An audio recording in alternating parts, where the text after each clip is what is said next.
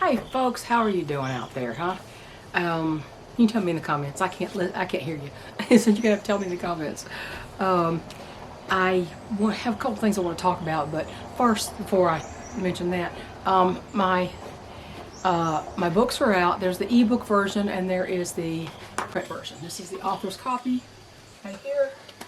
It's a novella length, Roots, Rocks, and Feathers. It's basically, how we found this place and what we've done with it and the pitfalls of homesteading and growing old at the same time. And I think it's very educational for those who are thinking about starting a homestead. Just seeing from one person's experiences, how over time things change, you change, and things may not be as easy as they used to be for you. Hang on. Okay. Wrong one. They might not be as easy as they used to be for you. Okay, can I get this right? What the heck? Okay. But the book is novella length, and I got the ebook. It has, of course, the print version now, and I think it might be worth it to read if you're thinking about developing a homestead. Even if you're in your 20s and 30s, you won't be there forever, and a homestead's not something you're going to do and you're going to leave it. You're not going to normally do it and leave it. So you're going to be there a good long time, maybe the rest of your life. And what happens in 20 years or less if something happens to you, or one of you gets hurt and can't be the partner they used to be, or there's just a lot that we, of course, never expected, because you can't predict the future of what's going to happen to you or how you're going to react to your aging process or injury. So there's that. Now I'm writing a fiction novel. I'm developing these characters, and this book I started 2012, when I broke my ankle. And it's 2012. Gosh, I can't even remember the years now. Okay, I broke my leg in October of 2021, and it was 9 years before that, I think.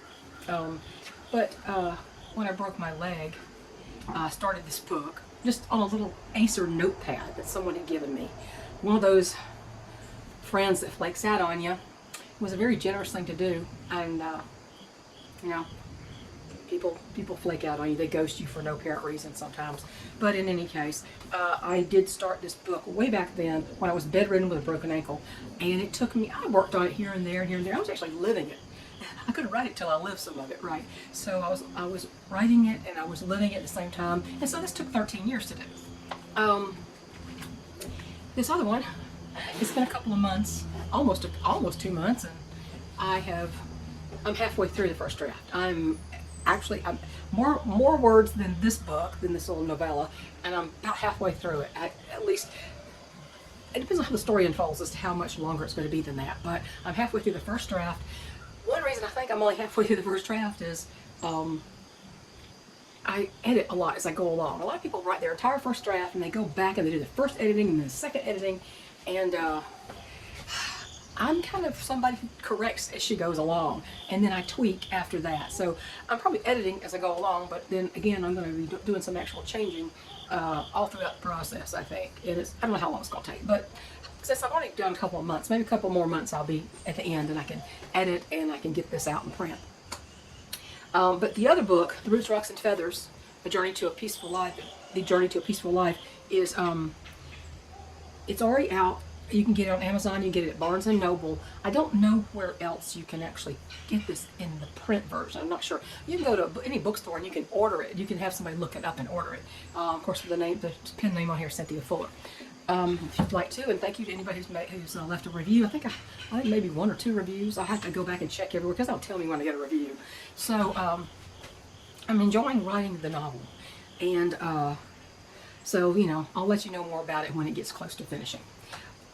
Anyway, I had some pictures for the end of the season. I'm closing up the gardens. I'm going ahead and putting poopy barn shavings on some of the beds. I'm going to have to add in magnesium and potassium in the form of Epsom salts and wood ash. I have tons of wood ash. collected, and I'm going to have to supplement that so they don't have too much nitrogen like they did this year. So anyway, I'm going to put some pictures of several just miscellaneous things from the end of the season up at the end. One thing I want to talk about today is something I'm seeing on YouTube a lot, and it's I will call it, I guess, the cult of personality. So personality, and I'm seeing, you got the people on, for lack of a better word, the way most people divide them up is these people are on the right, they're conservative, these people are on the left, they're nuts. I mean, that's the way they divide it up. Hang on, shoot. That's kind of the way they divide it up, right and left. I'm more, traditional family values versus anything else that's anti-Christian and anti-God and anti-Constitution and anti-United States, and that's kind of like more what I see it as. However, there are a lot of famous personalities on this platform. Not talking about me, obviously. Yes, they're going to shadow ban me for eternity. It's not going to, I don't even care anymore. It's kind of gotten ridiculous. It's a joke. It's like, oh, my subscriber count's exactly the same today as it was yesterday, as it was 2 years ago. It's kind of stupid. And that's it's odds. The odds, just the simple reality of it is it would not be like that. So something's going on in the background. But whatever. But personalities. I'm seeing right now personalities split on both sides. And I hate to say sides. Personalities are splitting with each other. There are big names that I no longer listen to. Okay, there are big names I no longer listen to, and there are various reasons for some of those decisions to leave those people behind. Now, of course, everybody, because of the cult of personality, everybody else who's warring with those people is talking about those people. So I can't get away from those people, what they say, because everybody else is talking about what they say, even people I still do listen to. People follow. Most people are great followers. They're not great leaders, but they are great followers. They will, for example, take any personality and anything. Tucker Carlson. I mean, talk about this crazy stuff's going on about him. Tucker Carlson, Candace Owens. I don't know. The left always seems a little bit off kilter to me, so I can't even name you leftists except for. One just got caught, one leftist just got caught who was very critical of us, or conservatives and whatnot, and people who voted for Trump, just got caught taking a minor across state lines. So, not much room to talk there. But personality cults. And so, let's just say the people on the right, the traditional side, the more traditional family value side, they are now warring with each other. And they're, it's the craziest thing I've ever seen. And I was just saying to my husband, I still do listen, not everything, I don't listen to everything everybody does. The closest person I come to listening to just about everything is Black Conservative Patriarch. BCP, James, used to call himself Black Conservative Patriot, and then YouTube yanked his channel off the air, as they are wont to do. Talking about, objective news, a conservative perspective. He does not believe the same way that I do. No, he does not. He's Mormon. But I don't find him as to having any guile, any deception in himself. He's not trying to be deceptive. He's trying not to be deceptive. And I find, that's what I look for. Somebody who they may report on all what these other people are doing here and there, or just major news stuff, but he doesn't go to war with personality. He doesn't challenge somebody, Tucker, I'll challenge you to a verbal duel, that kind of thing. Nobody says those exact words, but you know what I mean. Now they're fighting with each other. And I'm not using these people as somebody I'm telling you to listen to. Brandon Tatum, the Officer Tatum, he's a former cop. He's a Christian believer. He's a very conservative man. But he came out the other day and said, I don't trust Tucker Carlson. He's gone up it. I don't like him anymore. I don't trust him. He's sidling up to Islam and blah, blah, blah. I mean, anyway, he came that's the closest I think I've seen him come to that. And then, of course, another guy, Mark Dice, that I don't really listen to. I have listened to in the past. He's got a nice sarcastic wit about him, or used to. He came out and said the most horrible to me, almost unforgivable thing about Brandon Tatum. I mean, he called him a DEI hire. He's not a hire. He has a business. This is his channel. This is his platform. What do you mean DEI hire? Yes, Brandon's black. Okay. But I have listened to Brandon Tatum for a long time. I don't see him changing. Maybe I missed it. I haven't seen him change over time. That's what I mean by the no deception and no guile. Charlie Kirk was one of those. I didn't ever sense deception or guile from him either. I do sense it from Candace Owens. And I haven't listened to her for years because, people change. Their lives change. They make decisions in their lives that kind of take them away from the path that they were on, and they become different people. And I have dumped a lot of people who I just got kind of tired of some of the things that they were saying, and they were getting a little bit petty. And biblically, I believe everything Candace Owens believes is absolutely wrong. Charlie Kirk was not exactly right on a lot of things, but I sense he had real faith and he was not being deceptive about any of it. Now, that said, we don't know any of these people or did not know any of these people.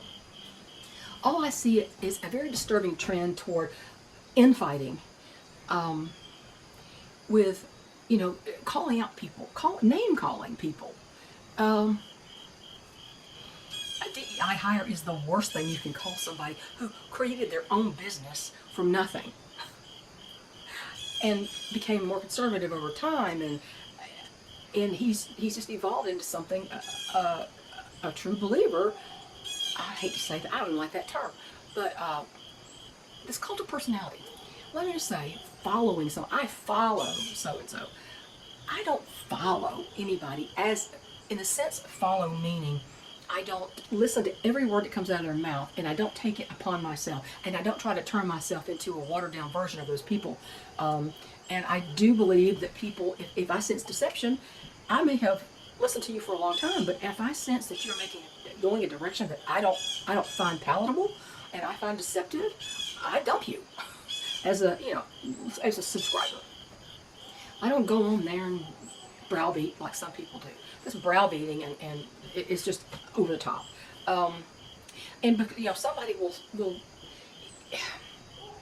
and even other people can make, other personalities can try to turn you against these personalities.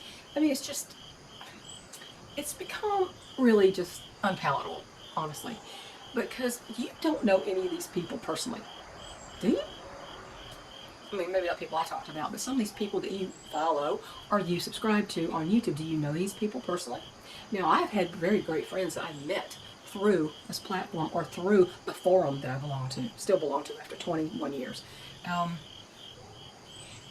they're real people, and I have met them in person. Lady Hawk, for example, my late friend Lady Hawk, met her on BackyardChickens.com many, many years ago. And I even talked about that in the book here, because she and her chicken dramas was coming along with that was a big part of our lives for the longest time. I can't write a book without talking about chickens and these friendships I've had because of them and that kind of thing. But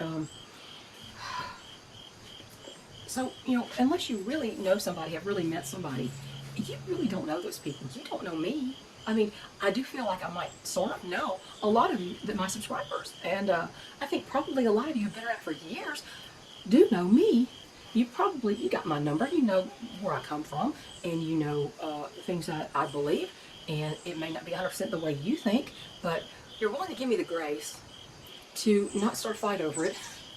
That's hard to do for some people. They have to start a fight. They have to win. They have to win everything. But this cult of personality where everybody's battling everybody else and they're calling each other out personally by name, that's a little distasteful to me, and I don't like it. So let me say one thing. A lot of situations and a lot of people, we don't know what we don't know. That sounds like a stupid thing to say. We don't know the things that we don't know. We only go on what we do know, or what we feel, or what we think, or what we see, or what we believe to be true about someone. I think a lot of people are being deceptive about situations that are current in the news right now. Do I know in what way they're being deceptive? No, it's just kind of a discernment kind of feeling about some people. And you know, that's not something you take to the bank necessarily, but I do try to do what the Bible tells me to do. And we are told that we are to judge righteous judgment. We are supposed to make judgments. We're supposed to assess things through the filter of the Word of God and what we know to be right and wrong. There's also that gut feeling that you get sometimes about people too. And, you know, that I can't get it. You can't go on somebody else's gut feeling. I can only have my gut feeling. I can act accordingly. And, you know, I can say that's the sense I get from this other person. But of course, I don't know them. What all this stuff does, obsessing about this and immersing yourself in all this drama 24/7, everybody else's battles, they're not your battles. They're not your battles. What we're supposed to be doing, especially as believers, is focus on the Lord and focus on taking care of your families, people under your care, the people who depend on you, either in emotional ways. I'm not talking about financially necessarily. Cultivate friendships that for people that you know you can trust. And sometimes that's difficult because people can betray you that you would have never thought. You never thought they would do it. People can leave your sphere of influence. They can walk away from you, and you never know what happened. But try to judge people's actions, not the people's souls, but their actions, based on what you know to be right and what you know to be wrong through the Word. And that's the only way we can do that. But you can't immerse yourself in everybody else's personality battles. You know, it's like these people used to be a cohesive group of conservative commentators, and then all of a sudden, this person here and this person here in that same group are going like this, and they've left their focus. They have stopped focusing. And I don't come here and tell you about channels that are ridiculous about chicken keeping. Do I come on here and name names about all the people who are sending out this ridiculous information and just, I don't know where they get it. Old wives' tales, I don't know where they get it. But they're disseminating bad information. And I don't go to their channel and call them out. I don't call them out on here. I will tell you, some people say this is baloney, this is completely unscientific, this is ridiculous, this is old wives' tales, this is superstition, this is what's really true about chickens in this regard, that kind of thing. Put out better information to counteract the bad information. That's always kind of been my policy. But, you know, I don't go call out Mrs. I keep chickens and I'm an expert on everything. I don't call her out. I may call out information in general, but I don't go and name names. And I'm seeing people name names now and really they're splitting in a way that they're never going to be able to agree again. They're not going to be able to come together again. And I really think that's sad. So I hope this makes any sense. But this cult of personality to me is getting kind of out of control. Don't follow me. You know, you can listen to me, you can assess what I say, you can say, well, she's got 21 years of experience with this, and, you know, there's a lot of people who follow her on this forum as an expert in this, and this, so I'm going to listen to her, and if I have a different experience, I'll just chalk it up to an aberration. But, you know, I'm not going to throw it out the baby with the bathwater if what she says in her flock does not happen in my flock. But so it makes me uncomfortable when people follow you. It has a little feature on Backyard Chickens now where it says so-and-so's following you, and I'm like, that person has never commented on one of my threads. Why are they following me? It's like Instagram. I think somebody said you need to be on Instagram for something. I can't remember. It was a long time ago, years ago. This is before I left Facebook. I left Facebook about 2018 or 2019. And, I said, oh, okay, I made an Instagram account, and instantly, before I even got off the computer, 3 different people were following me. I'm like, why? Why are these people following me? I don't even know who this is. Well, one was one of my sons. I was like, how do they know I was on here? What? That's creepy to me. And I went, I'm not doing this, and I deleted that account right away. I don't have Instagram, TikTok, X, Facebook. I don't have any of those things. And there's other things, I guess, that people have, Telegram and Discord. Oh, Discord to me is a conglomeration of Looney Tunes. I'm sorry, that's the impression I've gotten from all the trolls that are on this channel. But I don't belong to any of those. I get enough of the cult of personality right here on this platform. And it's disheartening to see people who are supposed to be on the same side fight like cats and dogs. And fight dirty too. And it makes me sad. But don't follow anybody blindly ever. Don't follow these people blindly. Any human being on this earth, don't follow them blindly. Assess, you know, you've got to go with your gut sometimes.